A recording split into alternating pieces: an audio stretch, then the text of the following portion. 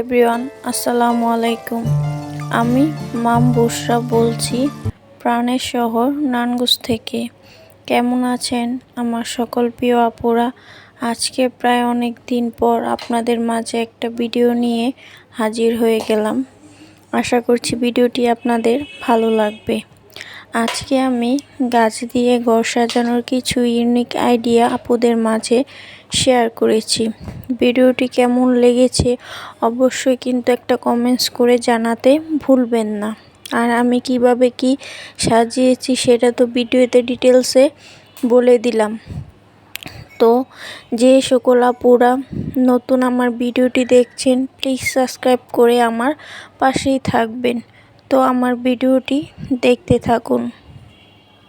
যেহেতু আমার একটা ছোট বেবি আছে, তো ওর বয়স হচ্ছে 21 মাস আর ও একটু চঞ্চল টাইপের, তো ওকে নিয়ে আমি অতটা সামলে উঠতে পারছি না, সেজন্য রেগুলার ভিডিও দিতে পারছি না। তো মাঝে মাঝে এখন থেকে চেষ্টা করব। তো আপুরা প্লিজ সাপোর্ট করবেন।